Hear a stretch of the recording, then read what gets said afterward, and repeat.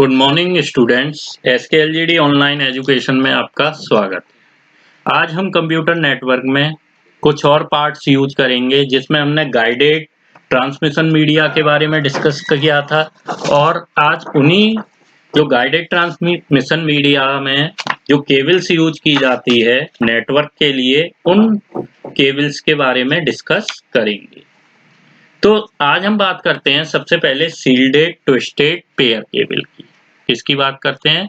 Shielded twisted pair cable. ठीक है ना। अब ये जो शील्डेड ट्विस्टेड पेयर केबल है आपको दिखाई दे रही होगी, इसको हम एसटीपी कहते हैं। क्या कहते हैं? एसटीपी। ठीक। ये जो केबल होती है ये मेटल फॉइल की बनी होती है और इंसुलेटेड कंडक्टर्स द्वारा इनमें जो पेयर्स होते हैं वो इंसुलेटेड कंडक्टर द्वारा बनाए जाते हैं और उसी के द्वारा इन सबको कवर किया जाता है। ठीक। इसमें क्या है, जो इलेक्ट्रोमैग्नेटिक नॉइज होती है मेटल की वजह से उसको प्रिवेंट करने के लिए हमें इंसुलेटेड कंडक्टर्स की रिक्वायरमेंट रहती है। ओके।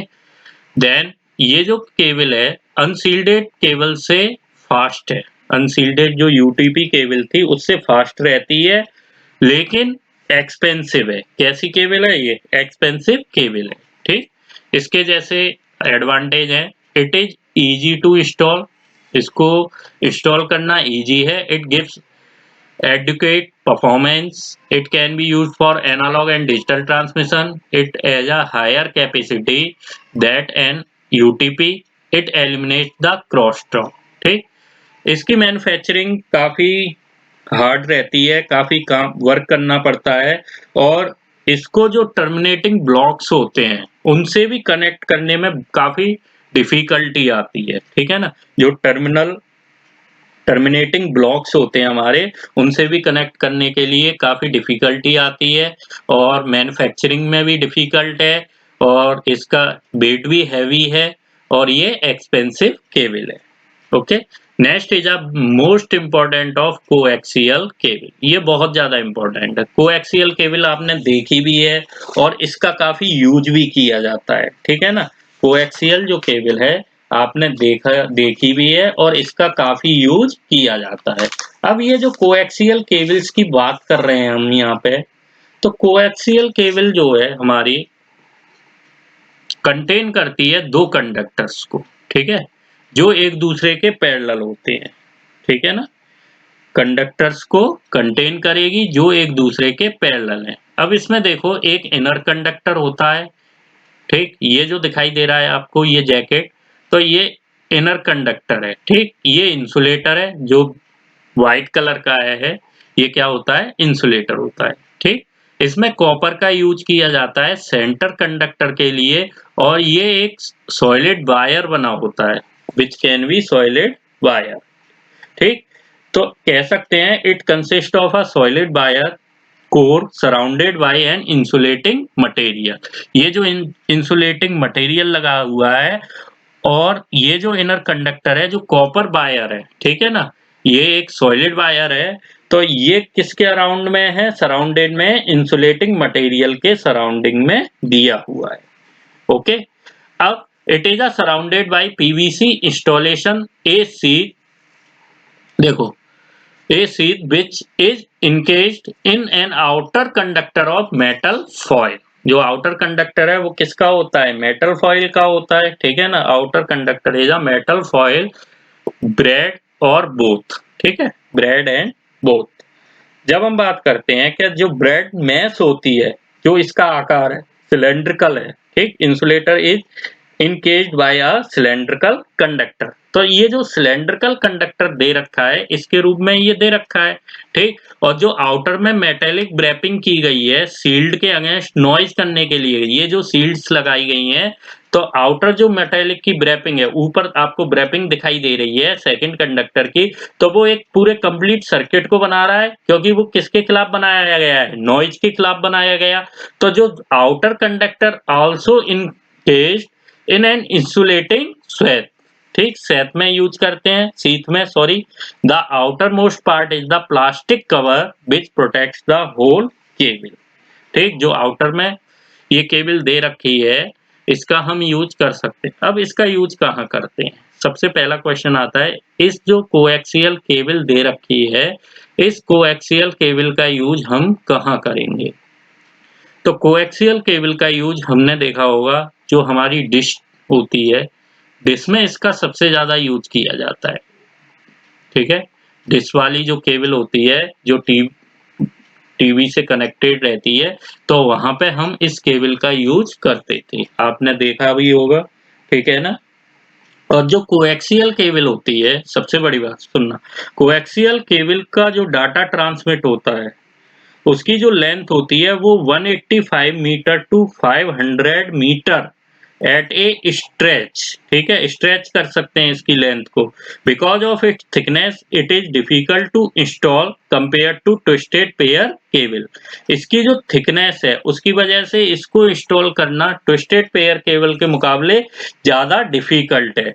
और this type of cables are usually seen in cable TV installation around the city, ठीक है ना? तो इसका यूज कहाँ है? सिटी में जब हम केबल टीवी को इंस्टॉल करते हैं तब इसका यूज, केबल्स का यूज किया जाता है। ओके, अब ये दो टाइप्स की केबल बताई गई। First is baseband coaxial cable, second is broadband coaxial cable, ठीक? तो जब हम बात करते हैं बेसबैंड कोएक्सियल केबल की, तो जो बेसबैंड कोएक्सियल केबल होती है, ये 50 ओम की कोएक्सियल केबल है और इसका यूज डाटा ट्रांसमिशन के लिए किया जाता है। It is mostly used for, जो ब्रॉडबैंड बेसबैंड केबल है वो लैन में ज्यादा यूज की जाती है। लोकल एरिया नेटवर्क में सबसे ज्यादा बेसबैंड जो केबल्स है उसका यूज करते हैं। Baseband transmit a single signal, baseband transmit a single signal at a time with very high speed।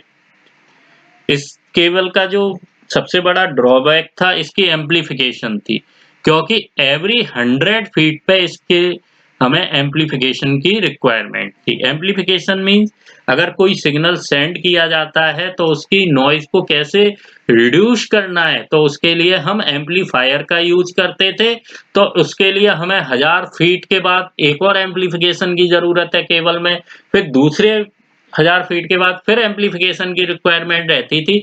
तो वहां पे ये ड्रॉबैक था इसका मेजर, क्योंकि बार बार हम किसी केबल का एम्पलीफिकेशन नहीं कर सकते थे, ठीक है ना? तो बेसबैंड जो ट्रांसमिट होती थी वो सिंगल सिग्नल में at a time very high speed में यूज करते थे। सेकंड आया था ब्रॉडबैंड कोएक्सियल केबल, इसका बहुत यूज किया गया था। एनालॉग जो ट्रांसमिशन होता था टेलीविजन केबल में, तो इसी ब्रॉडबैंड कोएक्सियल केबल का यूज किया जाता था।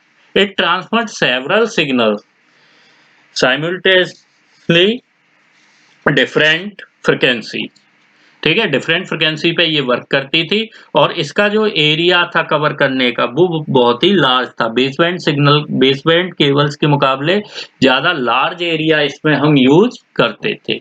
इसके एडवांटेज क्या थे? First advantage is it has a high bandwidth, it is mostly used in long distance telephone lines, it transmits digital signal at a very high rate of 10 Mbps, it has higher noise immunity, it transmits data without distortion। Disadvantage क्या थे? The entire network fails if a single cable fails.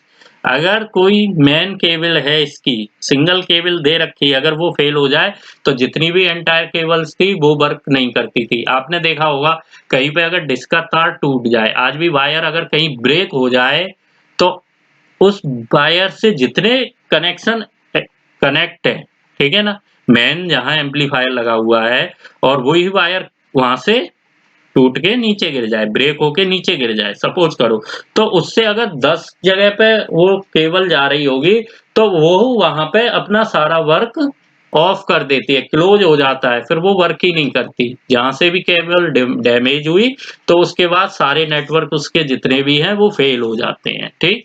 Second is it is difficult to install. पहले ही बताया था STP और UTP के मुकाबले इसको इंस्टॉल करना डिफिकल्ट है और ये ट्विस्टेड पेयर केबल्स के मुकाबले एक्सपेंसिव भी है, ठीक है ना? ओके, आज इतना ही करते हैं। अगले लेक्चर में हम इसमें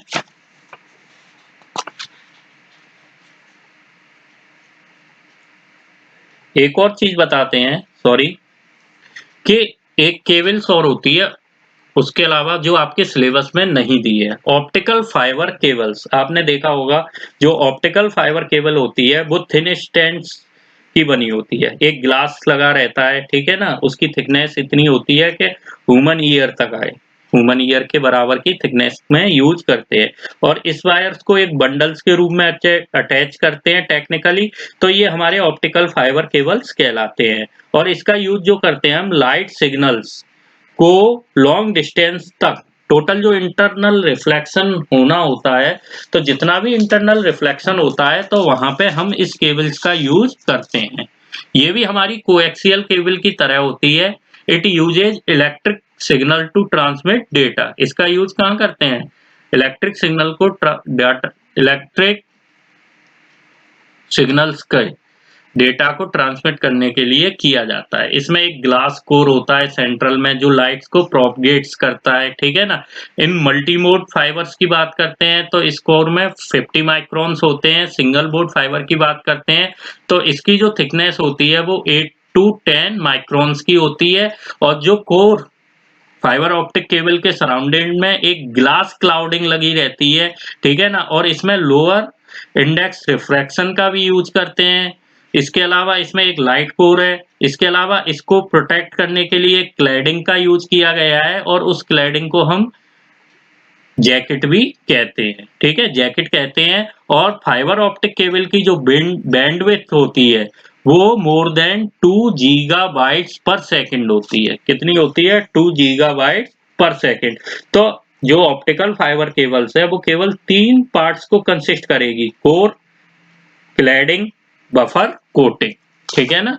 इसको कंसिस्ट करेगी कोर, क्लैडिंग, बफर, कोटिंग, ठीक। और कोर का वर्क क्या होता है इसमें? It is the thin glass rod at the centre through with the light travels. Core क्या करती है? जो भी लाइट ट्रेवल्स करती है तो वो ग्लास रॉड के सहायता से करती है। क्लैडिंग जो आउटर ऑप्टिकल मटेरियल होता है सराउंडेड कोर के, जो रिफ्लेक्टेड करता है light back into the core.